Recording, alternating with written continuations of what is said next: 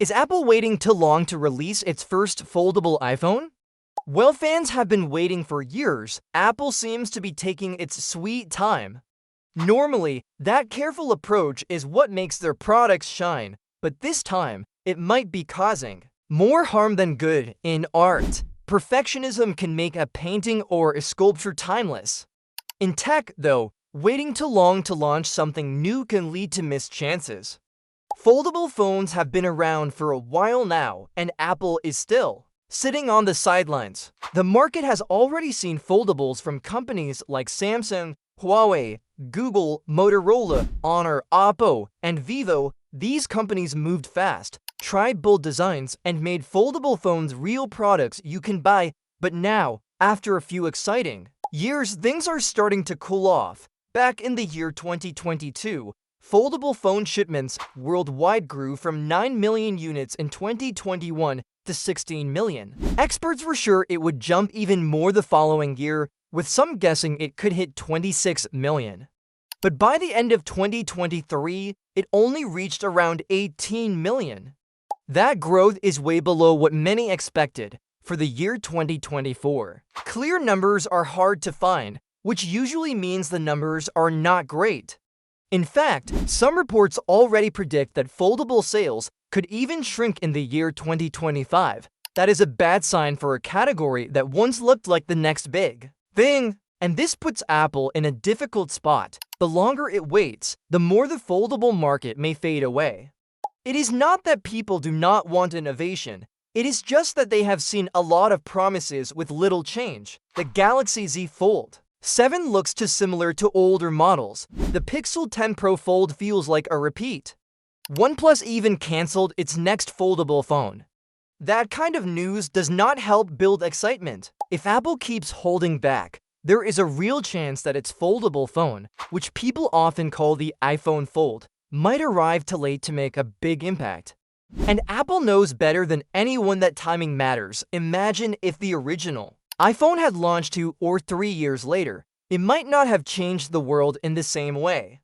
Right now, what Apple needs is not perfection, it needs presence. A foldable iPhone that works well, lasts more than a few days without breaking, and offers the regular iPhone experience in a folding design would be more than enough. It does not need to reinvent everything. It just needs to show that Apple is still ahead in both design and user experience.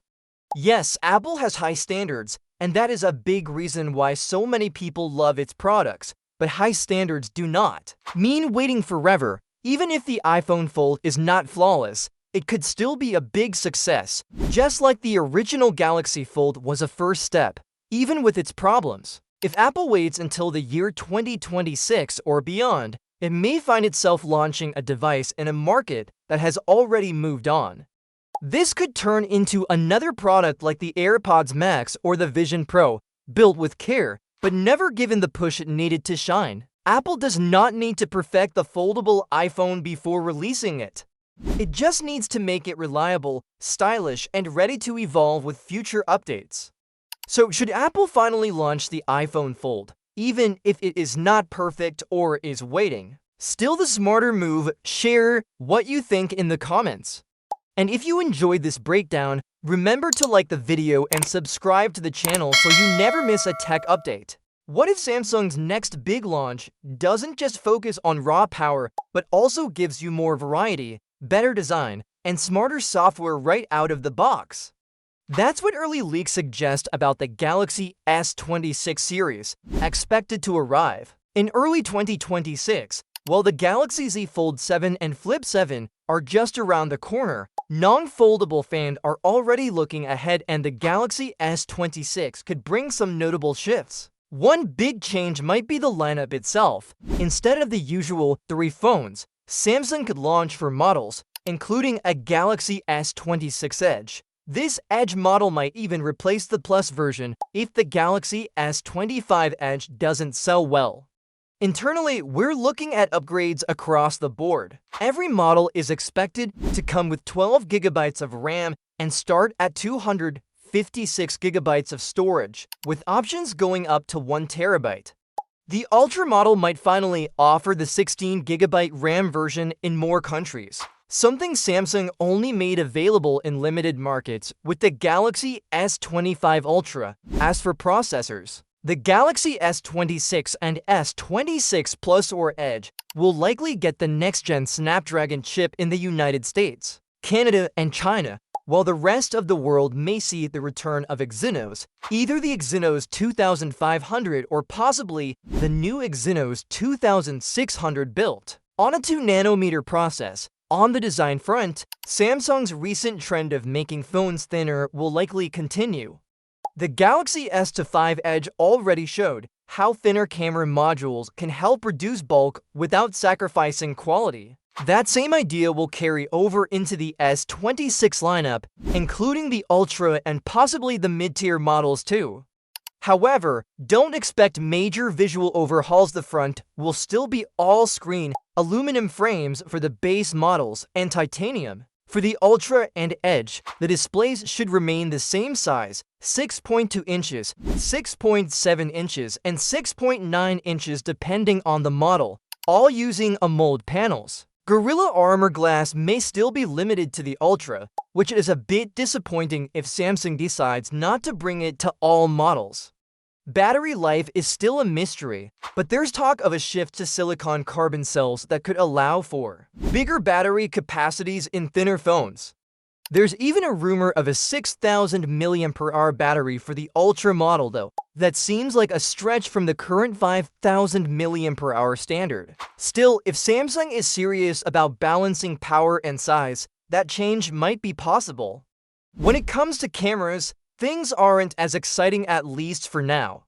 While the Galaxy S20 for Ultra introduced a new 5x zoom lens, and the S25 Ultra brought a better ultra-wide camera with a 50-megapixel sensor, leaks suggest the S26 series might not get big upgrades. The base and Plus or Edge models will likely keep the same 50-megapixel main sensor. Some insiders even believe Samsung could wait until the Galaxy S28 for major camera changes. The software experience will include Android 16 with One UI version 8.5, and artificial intelligence is expected to play a bigger role. Gemini, which replaced Google Assistant and Bixby, will still be part of the system, but Samsung may also integrate Perplexity AI, a newer competitor, to ChatGPT. If a deal goes through, Perplexity could debut first in the Samsung Internet browser and Bixby before expanding elsewhere. Pricing is likely to stay the same as the Galaxy S25, although US trade policy changes could push Samsung to raise prices slightly. We'll know more closer to the end of 2025. Until then, it looks like the Galaxy S26 is shaping up to offer familiar hardware with smarter touches and more choice.